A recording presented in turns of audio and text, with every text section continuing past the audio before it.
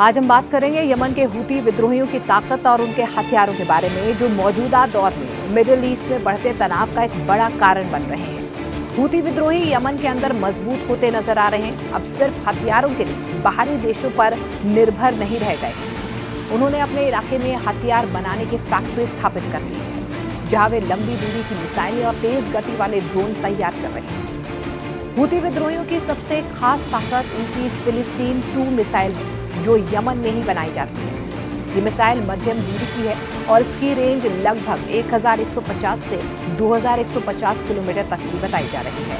इस मिसाइल का warhead payload भी भारी होता है, जो बहुत बड़ी तबाही मचा सकता है। इसकी उड़ान की रफ्तार हाइपरसोनिक श्रेणी में मानी जाती है, यानी कि ये बेहद तेज होती है, जिससे इजरायल के सबसे एडवांस एयर डिफेंस सिस्टम भी इसे रोकने में नाकाम साबित हुए। हूती विद्रोही ईरान से काफी हद तक समर्थन पाते हैं। ईरान उन्हें हथियार और तकनीकी सहायता देता है, जिससे उनकी ताकत और ज्यादा बढ़ रही है। साथ ही हूती अब ईरान की मदद से अपने क्षेत्र में संवर्धित यूरेनियम जैसे संवेदनशील पदार्थ भी छुपा सकते हैं, जो आने वाले वक्त में एक बड़ा परमाणु खतरा भी साबित हो सकता है। हाल ही में हूती विद्रोहियों ने इजरायल के कई महत्वपूर्ण ठिकानों और शहरों पर मिसाइल और ड्रोन हमले किए हैं, जिसमें बेन गुरियन एयरपोर्ट और हाइफा का बिजली संयंत्र भी शामिल है। ये हमले दिखाते हैं कि हूती अब सिर्फ सीमित लड़ाई नहीं लड़ रहे हैं, बल्कि उनकी रणनीति व्यापक और गंभीर हो चुकी है। इजरायल ने भी इसका जवाब देने के लिए यमन की राजधानी सना पर जोरदार हवाई हमले किए हैं, लेकिन हूती फिर भी पीछे हटने को तैयार नहीं है। ये समुद्र में इजरायल के जहाजों को लगातार निशाना बना रहे हैं। हूती विद्रोहियों के मिसाइल और ड्रोन हमलों की वजह से ही रेड सी पर अंतर्राष्ट्रीय व्यापार का भयंकर नुकसान उठाना पड़ रहा है।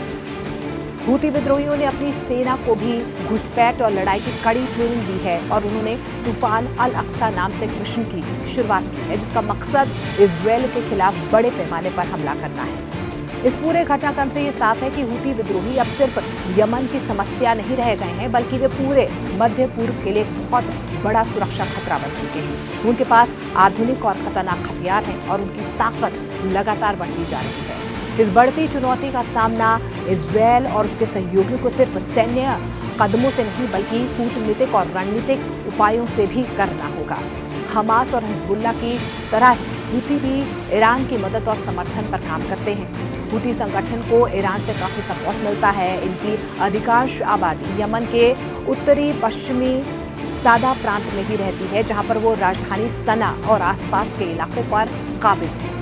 साल 2014 से यमन में चल रहे गृह युद्ध में हूती एक सक्रिय भूमिका निभा रहे हैं। हूती संगठन की शुरुआत साल 1990 में हुई थी, जब यमन के उस समय के तानाशाह राष्ट्रपति अली अब्दुल्ला सालेह की तानाशाही को खत्म करने के मकसद से एक आंदोलन की शुरुआत की गई।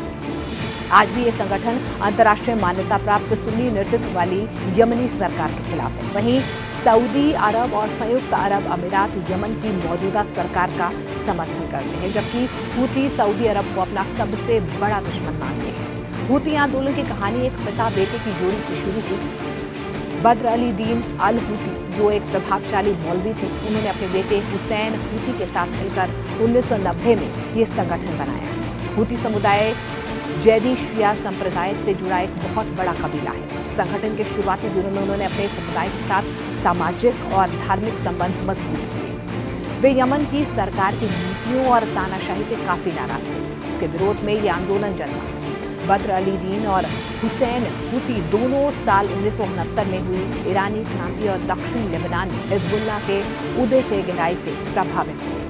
नेक मकसदों से शुरू हुआ ये आंदोलन धीरे धीरे विद्रोह में बदल गया और यमन में गृह युद्ध की एक बहुत बड़ी वजह बन गया।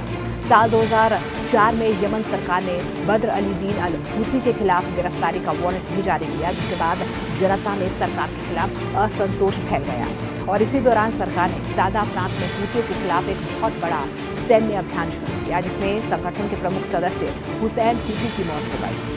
इसके बाद विद्रोह और ज्यादा तेज हो गया और हूती धीरे धीरे मजबूत होते नजर आए। 2004 के बाद ये संगठन लगातार मजबूत हुआ। बाद में यमन के बड़े हिस्से पर इनका नियंत्रण हो गया।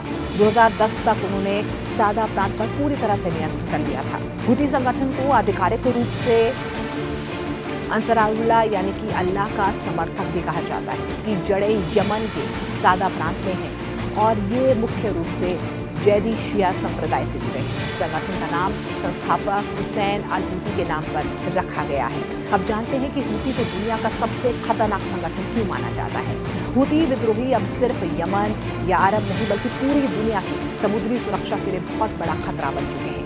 वे रेड सी में जहाजों पर लगातार हमले करते हैं। 2024 में उन्होंने लगभग 18 अरब रुपए की वसूली, जिससे वे एडवांस हथियार और मिसाइल सिस्टम खरीद पाएंगे। उनके पास पुराने सोवियत दौर के हथियारों के साथ साथ आधुनिक बैलिस्टिक मिसाइलें और एयर डिफेंस सिस्टम भी हैं। इजरायल, अमेरिका और पश्चिमी देशों के खिलाफ ईरान के समर्थन से ये संगठन रणनीतिक रूप से मजबूत हो गया है। उनकी भाषा और कोड खुफिया एजेंसियों के लिए एक बहुत बड़ी पहेली है, जिससे वे और ज्यादा अधिक घातक बन गए हैं। वे लगातार इजरायल के जहाजों और समुद्री टेरिफ पर हमले कर रहे हैं, जिससे अंतर्राष्ट्रीय व्यापार और सुरक्षा गंभीर संकट बन गई है।